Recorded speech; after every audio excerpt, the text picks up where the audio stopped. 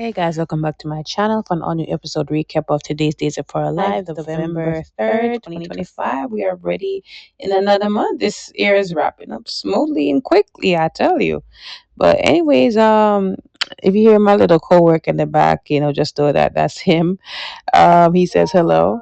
So, anyways, let's start off with this episode, which I think is a great continuance of Friday's episode. So, start off with Stephanie and Susan. So, Susan came over there after she found out Stephanie's other identity, and she is telling her that, look, I know about your new novel that's coming out, and trust me, whatever is written in there is going to come to fruition, it's going to come to life. So Stephanie is not buying it at all, because Stephanie, Susan, once she has a premonition, it's bound to come true. She's never really wrong about her thing, right? So anyways, she leaves, and that's when we found out about what happened to Alex and all of that. So it turns out, Susan is actually right about some stuff, right? So Alex was there, he's on his phone, unaware of whatever is going on. So he looks up, he sees a huge pumpkin hurling over to Kat's direction, because Kat was talking to Chad about Thomas and everything else going on. And he saved her, he pushed her out the way, and he ended up getting hit by the pumpkin. I mean, you wonder what's worse, a pumpkin or potentially being stabbed. So we see somebody in a white coat similar to Jeremy's. We don't know if it's actually Jeremy or somebody else posing as Jeremy. We don't know, because he took the knife and hit it back. And there was this big crowd, and I'm saying nobody saw somebody wielding this big knife, carving knife, over to somebody else. I don't know, but I guess we'll see soon enough.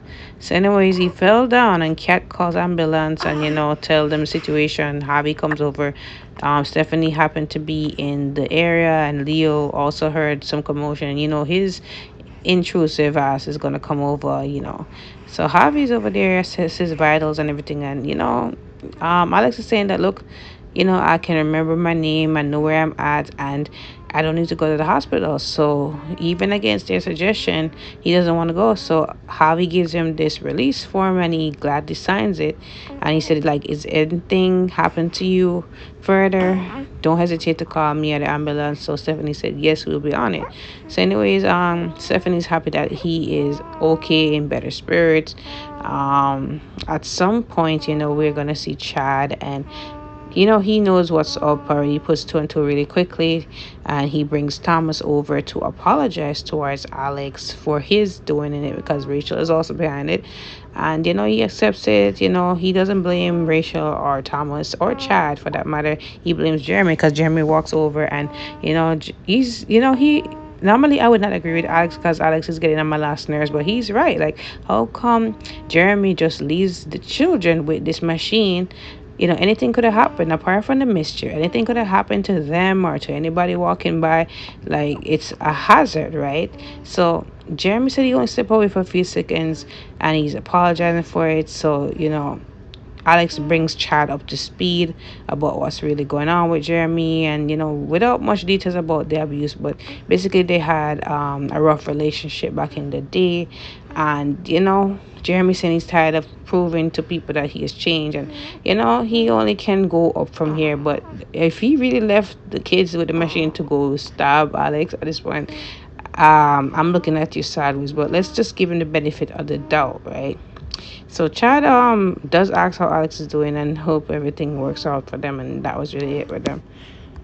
I think also, before I cut off, there's also that scene with Susan and Stephanie and Alex, because they're going home, and it's been a lot with the event and with what happened to him. And he said, like, he just wished Stephanie had the chance to out herself by her own terms. And he already predicted the success of this thing. He just wished that she had that control, but Jeremy had to do it. And she said, I mean, I was bound to come out eventually. I wish it was my terms, but it is what it is. I'm glad for the terms, and I'm glad for the fans and the success of the novel and all of that, blah, blah, blah. Susan comes over, and Susan said, I was right about my premonition and all that. So Stephanie's saying that she's off really about it. But Susan said, like, beware, like, things are definitely going to happen. You just wait. Like, things out of the novel are going to come true. So Harvey and Leo ended up going to, I guess, the bookshop with Lil Tesaro. Remember, Chanel and Johnny, they got the news from Paulina. Look, baby Tesaro is gonna be theirs, and Leo also got news as well. So he wasn't really so happy about it, understandably. So he did end up leaving to go see what's the commotion. He then comes back with Harvey, and they're there, and Harvey's caught up to date with what's going on. He also told Chanel and Johnny about what happened in the square, and Chanel asked if Alex was going to be right, and Harvey said yes. So they talk about this whole adoption thing, and you can tell on the faces of Harvey and Leo that they're disappointed, they're kind of sad, but they're also happy for Johnny and Chanel that they finally get a chance to be parents. And Chanel is over the moon, and she's asking if they have certain supplies and items and everything, and Javi is willing to actually give them some stuff as well.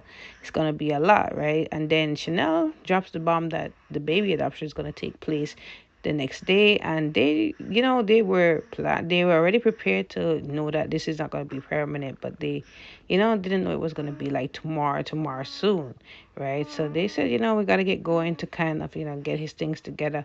Honestly, I feel sad about them because they're definitely emotional. I mean, Johnny and Chanel did tell them that they are not coming out of his life. They are more than welcome to visit him at any time.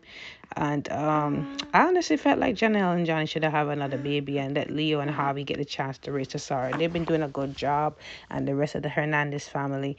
And I feel like, Chanel and Johnny should have a baby of their own, whether naturally or a different adoption process. But this is just really sad. So honestly, Aaron and Kat are talking, and Aaron just told Kat that, look, you know, it's been a lot weighing on my mind since I found out that I am the baby daddy, right? So he does tell Kat that he actually went to the Child Protective Services after he did his ghost tour. So he tells her that, he signed away his right as he intended to, but it's just bittersweet, and he thought about Sophia being there, but again, Kat reminded him that, Sophia gave up her rest a long time ago when she dropped off to Sarah at the fire station. So at some point, Javi and Leo come around with Tesaro, and they finally meet. Javi meets the Green siblings, and they figure out that he is the biological father. So you know he tells them about the whole Johnny and Chanel thing. And before I continue, I did forget. Okay, yes. So he did talk to Kat about putting in a good word for Johnny and Chanel, that they're decent people, and that Chanel really shows up for Felicity all the time, going to her sport meets, and her being there for her during the blackout and giving her this job at the bakery. So she's a decent person. She would be a great mom. And Johnny and them, they work really hard, right? They'll be decent parents. They wanted to become parents in the first place. So Kat knows that this baby will be in a safer place, and it's the right decision, right? But you can tell that Aaron is definitely a little bit sad about how it all comes to play, how his son will turn out to be, that he'll have maybe some of his features and all of that. So he thinks about that as well, and I wonder if Johnny Chanel will let him see his son. So, knowing them, they will definitely, they're not vindictive like that. So hopefully that happens. Johnny and Chanel, not Johnny and Chanel, Javi and Leo actually came over, and they're talking about the baby and how it's going, and the transfer and how it's affecting everybody. And they asked Aaron to hold, if he could hold his son, and Aaron reluctantly, he did come around and say yeah, he's holding him, and say how sweet he is and everything. And yeah, it's actually happening. He gave up his rights, and that's what it is. So back to this whole pumpkin fiasco. So Thomas and Rachel are talking, and Thomas is freaking out because he's saying, like, didn't expect this to happen. It hit the wrong person, and I didn't mean to hurt anybody. And Rachel said, look, we'll just pretend it's an accident. She's being manipulative as usual. Nobody will find out what they did. So that's when Jeremy comes in. Jeremy's like, what are you guys doing? I need to find Chad, and tell him what's going on. So Chad comes, and he said, don't worry, I already know what's going on. And he's definitely angry at Thomas for doing that, and what his real intentions are, whether or not it's to hurt Cat. So he tells Jeremy to bring Rachel to Marlena, right? He has to talk to his son. So we'll get into that at some point. So Jeremy ended up seeing Cat after that, and he recognized it was her because Chad was talking about Thomas potentially hurting her with the pumpkin launcher. And she was surprised to hear that he was behind this, because we already know how how it's going down between Chad and Thomas over this whole relationship with Kat, right? Before I get into the scene, I think what I forget to mention was, Chanel and Johnny going home. They are in heaven now that they're getting to start their family, and that they prayed for this, and to think that they would have taken down the crib and everything. And Chanel starts to like be, how any new parent to be is, right? Thinking that they get everything checked off and that they have all the security items, safety items possible. I know that's how I am when I had my first, and even when I just had this little guy as well.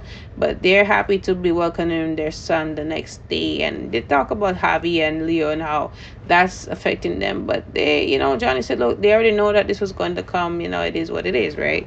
So Rachel is at the bookstore, and Susan is over there where they're looking at her, and Rachel already, she doesn't have no qualms about her. She said, like, why are you staring at me like that? Who are you? So she said, I'm one of your grandmother's friend, and she sent me out here to, like, give an eye on you, because she's there talking to one of her other friends, Julie Williams. So anyways, she said, I can tell that you're up to no good and you've done something really bad and you're feeling guilty. So she said, no, I did not. No, I did not. She's denying it. And she said, like, you're so wrong, like that outfit. So I'm saying, Lord, if this is not Kristen's child, this child in our mouth. But anyways, she tells her about Marlene and how she's going through a lot, and that she doesn't need one more thing to stress over. So she needs to, like, get a hold of herself. But honestly, Brady need to get a hold of that mouth, right? Because it's getting out of control and she needs to be stopped. Like, stop making excuses for her, right? So Chad had this talk with Thomas and said that, look, Thomas, like, I'm very disappointed in you for how you behaved. And, Thomas is dead saying that, okay, Rachel was the one who was behind it. So he said, like, I don't want to hear it. Like, you had a choice whether to partake in what Rachel is doing and not have her influence you like this, right? I'm gonna talk to her father to actually tell him what's going on with Rachel, so he can do what he needs to do. But you are my son, so I have to, talk to you about how you've been behaving. This is not the right way to go about it. So he's apologizing and he feels bad about it. So he's like, do you know that Alex could have been seriously hurt? And he said he didn't really mean that. I wasn't his intent. So he asked him honestly, straight up, like, were you intending to hurt Kat? So he even said no, he wasn't intending to. So they sit down and really have a heart to heart, and he says that, look, I'm sorry for how I spoke to you and everything. It's been a lot between us these past couple of days, and we need to really come at we need to come in the middle. Like, we need to communicate better. Like, if I did something that make you upset, you need to come and tell me what's really going on, right? So they have a heart to heart, and he tells him that he loves him, and yeah, that was it. But honestly, Chad should have nipped it in the bud from the beginning, because Thomas was acting like a really spoiled brat. Like, it's okay to have a feeling towards, the partner that your parent is ending up with or is dating, whatever. You are entitled to that, but do it respectfully and talk about, like Chad said, talk about it before you act on it, right? Let's have a conversation, whatever, right? That should have been how it was handled, instead of trying to, like, hurt somebody physically like that, right? They're big enough to know better. But anyways, guys, that was it. Don't forget to like, follow, and subscribe to my channel. I will see you guys too.